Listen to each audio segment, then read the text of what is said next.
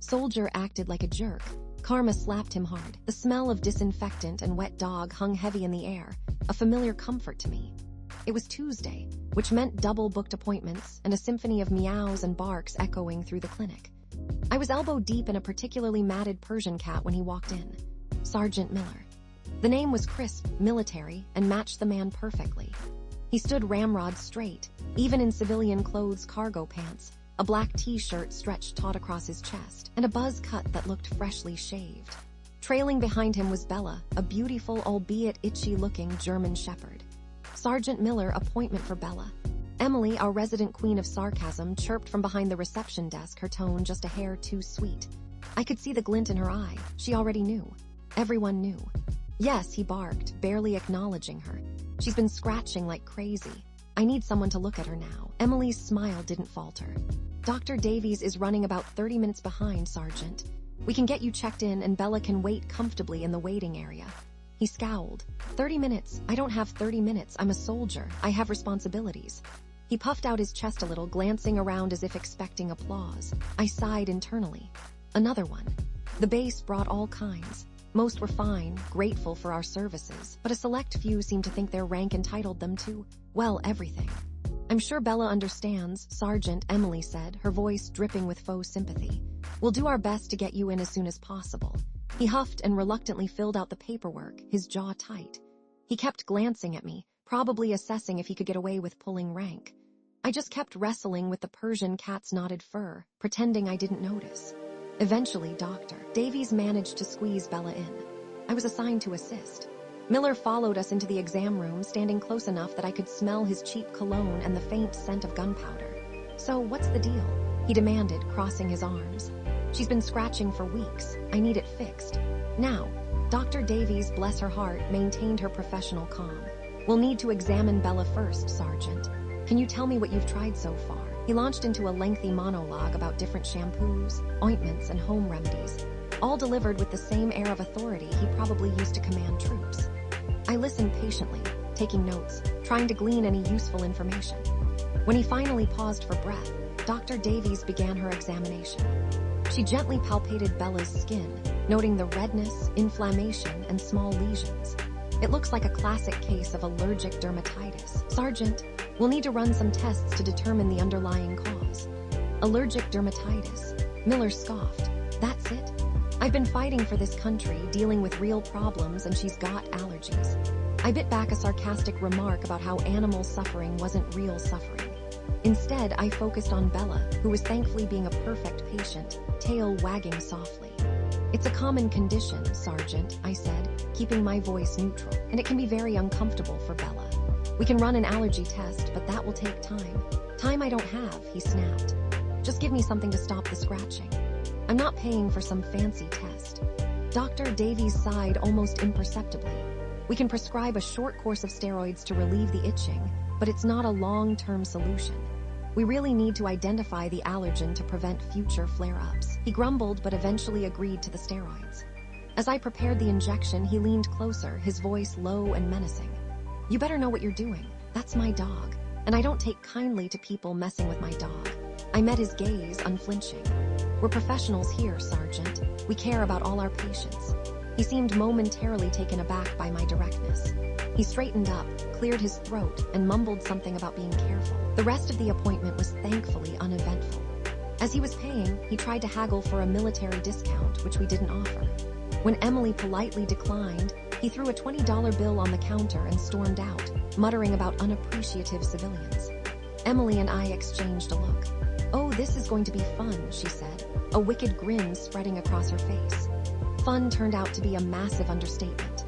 Miller became a regular, bringing Bella in every few weeks for steroid injections. Each visit was a repeat of the first demands for immediate attention, attempts to skip the line, constant reminders of his military service, and thinly veiled threats. He never learned my name, always referring to me as the tech. My patience wore thinner with each passing day. I was still reeling from my divorce. Mark, bless his oblivious heart, kept inviting me to friendly dinners with our mutual friends, knowing full well his new girlfriend would be there. My apartment felt cold and empty, the silence broken only by the hum of the refrigerator. And now, This arrogant soldier was making my already stressful job unbearable. I started small, booking his appointments at the least convenient times, explaining Bella's condition in excruciatingly technical detail, knowing he didn't understand half of what I was saying. Following hospital policies to the letter, making him fill out every form, initial every line. Emily found it hilarious. "You're torturing him with bureaucracy," she cackled. "It's beautiful." It wasn't enough. It didn't alleviate the feeling of being small and walked all over. The breaking point came on a particularly chaotic Friday afternoon. We were short-staffed, running behind schedule, and the waiting room was packed. Miller swaggered in, Bella in tow, demanding an immediate injection. "I told you, Sergeant, we're completely booked," I said, trying to keep my voice calm. "Bella's appointment isn't until 4:00. "I don't care about your schedule," he snapped. "My dog is suffering. You need to take care of her now." He started raising his voice, drawing the attention of other clients. A woman with a sick kitten glared at him, clearly annoyed. "Sergeant, I understand your concern, but we have other patients to consider," I said, my voice rising slightly. "We'll get to Bella as soon as we can. You know what? This is ridiculous," he said, his face turning red. "I'm risking my life for this country, and you can't even give my dog a simple shot. You civilians are all the same, ungrateful and lazy." That was it. Something inside me snapped. All the pent-up frustration, the anger from my divorce, the years of being polite and accommodating, it all came pouring out. "You know what, Sergeant? I'm sick of your attitude," I said, my voice trembling with rage. "Your military service doesn't give you the right to treat people like garbage. We're all working hard here, trying to help animals in need. And frankly, you're the most entitled, obnoxious client we have." He stared at me, dumbfounded. I could feel the eyes of everyone in the waiting room on us. "And for the record," I continued, my voice gaining strength, "I may be a civilian, but I'm also a trained veterinary technician. I've spent years studying animal health, and I'm damn good at my job. So don't you dare condescend to me about my qualifications." I took a deep breath, trying to regain control. "Now, either you wait your turn like everyone else, or you can find another vet. I don't care." He sputtered, his face a mask of fury. "You'll regret this," he snarled. "I'm going to report you to your superiors." He grabbed Bella's leash and stormed out, slamming the door behind him. The waiting room was silent for a moment, then a ripple of murmurs spread through the crowd. Emily rushed over, her eyes wide. "Oh, my God, you actually did it." Dr. Davies called me into her office later that day. She looked concerned but also almost impressed. "Sarah, I understand your frustration with Sergeant Miller," she said, choosing her words carefully. "His behavior has been unacceptable. However, we need to maintain a professional environment. I can't condone that kind of outburst." I nodded, shame creeping in. "I know, Dr. Davies. I'm sorry, I couldn't take it anymore." "I get it," she said, her voice softening. "But please try to avoid confrontations like that in the future. We don't want to lose clients, no matter how difficult they are." I promised to be more professional, secretly wondering if I could actually manage it. The next day, Emily showed me something that made my jaw drop. A post on a local Facebook group, written by the woman with the sick kitten. It described Miller's behavior in detail, praising my courage for standing up to him. The post had gone viral. People started chiming in with their own negative experiences with Miller. He had apparently been rude to waiters, disrespectful to store clerks, and generally unpleasant to anyone he encountered. The comments were overwhelmingly negative, calling him entitled, arrogant, and a disgrace to the military. Then, a few days later, the news broke. Miller had been reprimanded by his superiors at the base for conduct unbecoming a soldier. Apparently, someone had forwarded the Facebook posts to his commanding officer. He was facing possible disciplinary action. I felt a surge of satisfaction, a sense of vindication I hadn't expected. Karma, it seemed, had finally caught up with Sergeant Miller. Mark even called, congratulating me on my badassery. He was surprisingly supportive, even though he usually avoided confrontation like the plague. "You go, girl," he said, his voice genuinely admiring. "I always knew you had it in you." For a few days, I reveled in Miller's downfall. I felt powerful, confident, like I had finally found my voice. But then, Emily brought me back down to earth. "You know, Sarah," she said, leaning against the counter, "maybe we shouldn't be celebrating so much. Maybe that guy is just messed up." "Messed up," I scoffed. "He's a jerk. He deserves everything he gets." "Maybe," she said thoughtfully, "but maybe he's having a hard time adjusting. Coming back from war, dealing with PTSD, it can't be easy. Maybe he's just acting out because he doesn't know how else to cope." I rolled my eyes. "Oh, come on, Emily. You're always seeing the good in people." "Someone has to," she said with a shrug. "Just saying, maybe there's more to the story." I dismissed her concerns, but her words lingered in the back of my mind. A week later, I was grabbing lunch at the local diner when I saw him. Miller was sitting alone in a booth, staring blankly at a cup of coffee. He looked different. His usual swagger was gone, replaced by a slump-shouldered weariness. He looked smaller somehow. I hesitated, unsure of what to do. I could ignore him, pretend I didn't see him, but something about his dejected posture made me pause. I walked over to his booth. He looked up, startled, his eyes widening in recognition. Can I sit down?" I asked, feeling awkward. He shrugged. "Whatever." I slid into the booth opposite him. The waitress came over and took my order. The silence was thick and uncomfortable. Finally, I spoke. I heard about what happened," I said, keeping my voice low. "With the base." He looked away, shame etched on his face.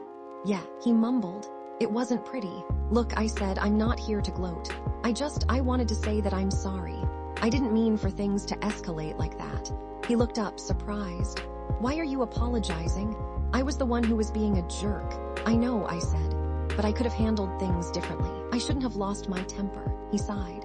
"It doesn't matter. I deserved it. I've been a mess lately." He went on to tell me about his struggles adjusting to civilian life. The anxiety, the nightmares, the feeling of being lost and disconnected. He had seen things in Afghanistan that he couldn't forget. The rigid structure of the military had been his anchor, and without it, he felt adrift. "I know it's no excuse for how I acted," he said, his voice cracking, "but I didn't know how else to cope." I listened in silence, my initial anger fading away, replaced by a sense of pity. Compassion, I wasn't sure. "I get it," I said, finally. "It's not easy, but you can't take it out on other people. You need to find a better way to deal with it." He nodded, tears welling up in his eyes. "I know," he said, "I'm trying." Just then, his phone rang. He answered it, his face falling. Okay, I'll be right there." He hung up and looked at me, his eyes filled with panic. "It's Bella," he said. "She's having a bad flare-up. The steroids aren't working anymore." He looked utterly helpless. I remembered how much he loved that dog, how desperate he was to alleviate her suffering. "Take her to the clinic," I said without thinking. "I'll be there." He looked at me stunned. You'll still see her." I nodded. "Of course. She needs help." When we arrived at the clinic, Bella was a mess. Her skin was red and raw, and she was scratching incessantly. Miller looked on, his face etched with worry. I examined Bella, my professional instincts kicking in. I knew we needed to do an allergy test, but I also knew Miller couldn't afford it. "Look," I said, "I have an idea. We can try a food elimination diet. It's not as accurate as an allergy test, but it's cheaper and less invasive. We'll switch Bella to a hypoallergenic food and see if her symptoms improve." Miller readily agreed. I spent the next hour explaining the process, answering his questions, and reassuring him that we would do everything we could to help Bella. He was a different person. He was attentive, respectful, and genuinely grateful for my help. The arrogance and entitlement were gone, replaced by a quiet humility. Over the next few weeks, Bella's condition gradually improved. The food elimination diet seemed to be working. Miller followed my instructions meticulously, calling me with updates and asking for advice. He also started attending therapy sessions at the base. He told me it was helping him process his trauma and learn healthier coping mechanisms. He never apologized directly for his past behavior, but his actions spoke louder than words. He brought us coffee and pastries. He offered to help clean the kennels. He even started volunteering at the local animal shelter. I didn't forgive him completely. I couldn't forget how he had treated me and others. But I acknowledged his effort to change, his willingness to confront his demons. One sunny afternoon, I was walking my dog in the park when I saw him. Miller was there with Bella, who was happily chasing a frisbee, her coat gleaming. He saw me and smiled, a genuine, unguarded smile. He nodded in acknowledgement. I smiled back. I didn't walk over, didn't engage in conversation. I just watched Bella, the picture of health and happiness, and felt a sense of quiet satisfaction.